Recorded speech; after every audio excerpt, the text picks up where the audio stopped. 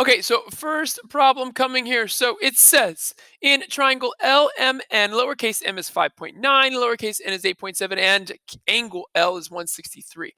Find the length of L, lowercase l, to the nearest tenth of a centimeter. So the first thing I'll do is I'll just draw my generic triangle. Again, I always just draw an equilateral triangle. L, M, N. Label the opposite sides L, M, and N. So what do we know? We know that lowercase m is 5.9. We know that lowercase n is 8.7. And we know that angle L is 163 degrees. So we can find angle, or not angle, side L using law of cosines because this is our side, angle, side case. So I'm going to do it down here. So L squared is going to go by itself. So now it doesn't matter what order you go. I'll just go alphabetical order. So m squared would be 5.9 squared plus n squared is 8.7 squared minus 2 times 5.9 times 8.7 cosine of your angle 163 degrees.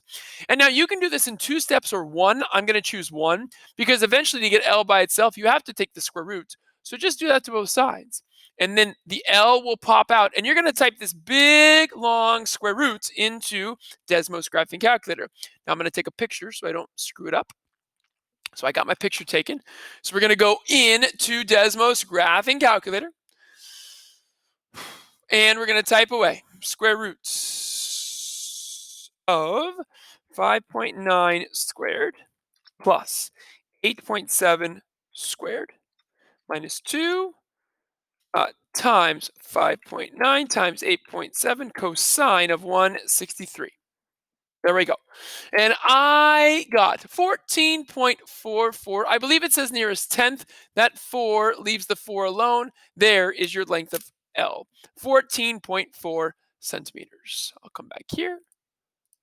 14.4 centimeters.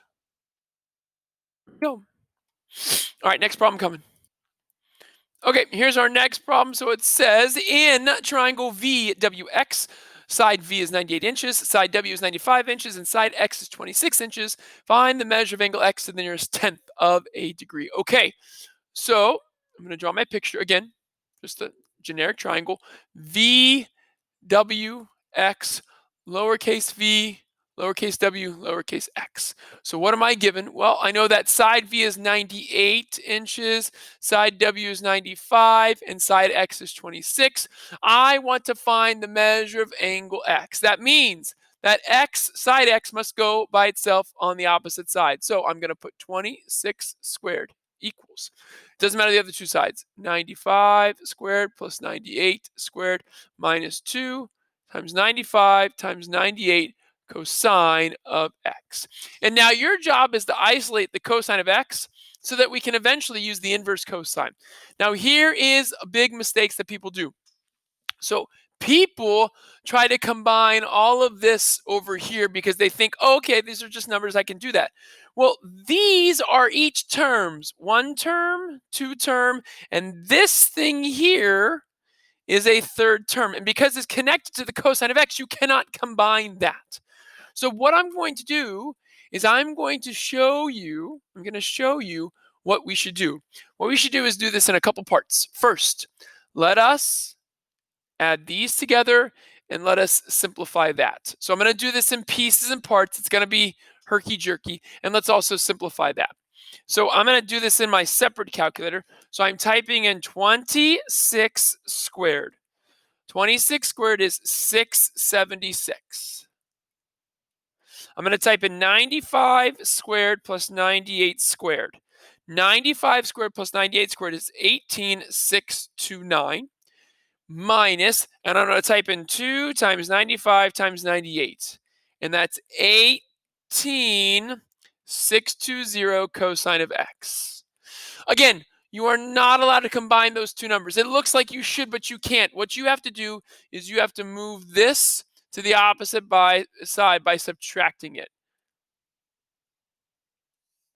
So 676 minus 18,629 is negative 17,953. That equals negative 18,620 cosine of x. And now you're going to divide by both sides by negative 18,620. The negatives can cancel. I'm not going to divide them yet. Just write them on top of each other. That equals the cosine of x. And now to find the measure of angle x, I must take the inverse cosine of this fraction. And that's how I do this problem to find the measure of angle x. I'm going to take the inverse cosine of that fraction. And I will take a picture of that and show you again how to do that on a Desmos graphing calculator. And it says round to the nearest tenth of a degree. Okay, so let's go ahead and do that. So let's get rid of that. There we go. Let's make sure we're in degrees. We are. Let's come here. So we're going to do inverse cosine. So cosine raised to the -1, that's just notation, of, and my two numbers are 17,953 divided by 18,620. And when I do that, I get 15.38. That's in degrees. The 8 does round to 3 up to a 4, 15.4 degrees. And that's going to be my angle measure. Let's double check. 15.4. Make sure that's right. Yeah, 15.4. Is that my answer? Yes, I am. And bingo, bango. All right, so that's my first video. I'm going to do a second video because there's a couple trickier problems I want to show you on delta math. So this upcoming video is the third video in